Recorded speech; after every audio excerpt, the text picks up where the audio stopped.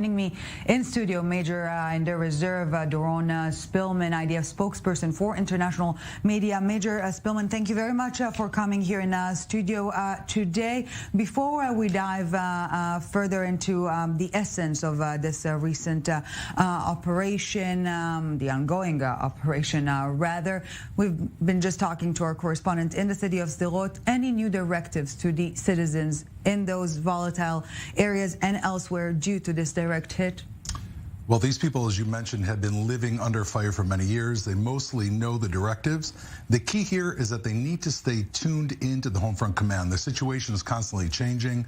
They need, and they're used to this, but now they're under fire, to be within seconds of a shelter. We know, based on the 260 plus rockets that have been fired, they've been living nights and mornings with all their children crammed into these shelters, and they just need to stay tuned in because we, the Army and the Home Front Command, are keeping them up to date as the situation changes. Right, the reality changes, but those 15 seconds they have to seek shelters remain very much the same. Major Spielman, you know, the IDF, or more accurately Israel, has been scrutinized to an extent for being more reactive, not proactive, when it comes to Hamas and Islamic Jihad, to an extent dictating the agenda by initiating rounds of escalations. This time around, a different tune to an extent.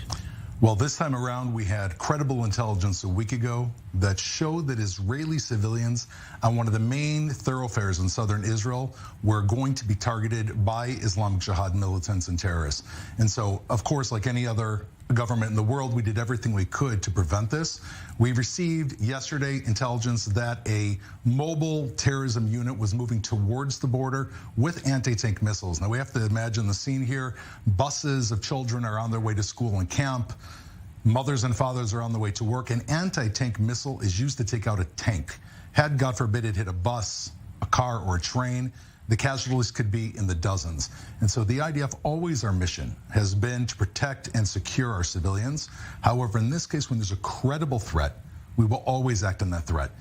I think some of the criticism that's been leveled is actually unwarranted, but it points to the idea that we were not looking to escalate in this area whatsoever. We didn't wake up one morning and say, let's target Islamic Jihad in Gaza. No, once there's a credible threat, the IDF, of course, seeks to protect its civilians. And listening to you, Major Spielman, and other top officials in the past less than 24 hours, really, there's really an effort to make sure that everyone understands that there's a targeted confrontation with Islamic Jihad at the moment, not vis-a-vis Hamas. And in this respect, can we really allow, can Israel rather, really allow itself to have Hamas as some sort of a bystander, so to speak? It is the sovereign of the Gaza Strip. So explain this gap to us to an extent. Well, first of all, we've been observing how Islamic Jihad, now Islamic Jihad is a terrorist organization. It's been outlawed by the United States, Europe, most Western countries.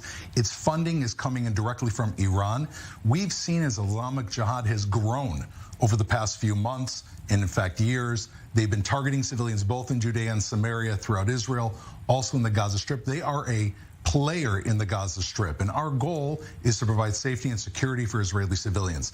Since Islamic Jihad are the culprits right now, they're the bad guy on the block, and our goal is not to escalate. We're targeting them to let them know we will do everything to keep Israeli civilians safe. Israeli civilians, like anyone else, need to be able to move freely around their homes. They've been locked down for a week. Their streets have been closed. And so they're the main actor, and we leave all options on the table in order to let them know we will do everything to protect our civilians. But we hope this does not escalate. And speaking of the situation, you've mentioned that the West Bank, and if it wasn't volatile enough, tomorrow Jerusalem, always a hot button area, is being tossed into this boiling pot with one of the holiest days in Judaism, Tisha B'Av. Many will seek to reach Jerusalem and prayer at the Western Wall Plaza. What can be done to prevent further escalation? And again, we all know that any event at the Temple Mount can inflame the entire region, essentially. Well, the 9th of Av is in fact the commemoration of the destruction of the Jewish temple 2,000 years ago. That was before, in fact, Christianity and even before Islam. Islamic Jihad was That's for sure. And again, Israeli civilians will parade the Western Wall, one of the holiest sites of Jerusalem. This is not a status quo issue over the Temple Mount. And we know that Islamic Jihad, however, need no excuse. They begin many times. They've begun attacks against Israeli civilians with no excuse. And our goal has always been Israeli civilians have to be able to move around freely, certainly in Jerusalem and in the south. It's a holy day for the Jewish people. That should not be a reason to incense anybody.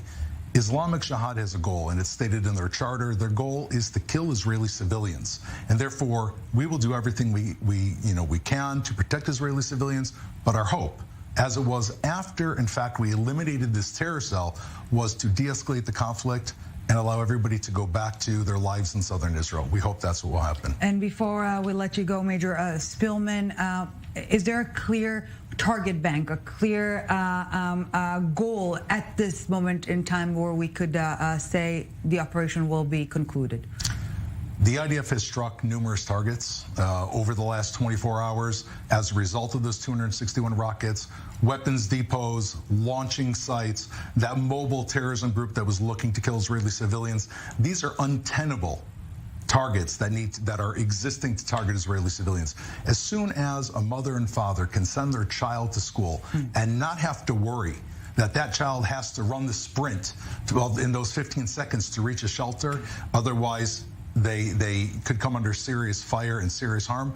Once that threat goes away, the operation from our perspective will end. Well, Major in the Reserves, Doron Spielman, IDF spokesperson for international media, we thank you very much for your time and coming here in the studio today.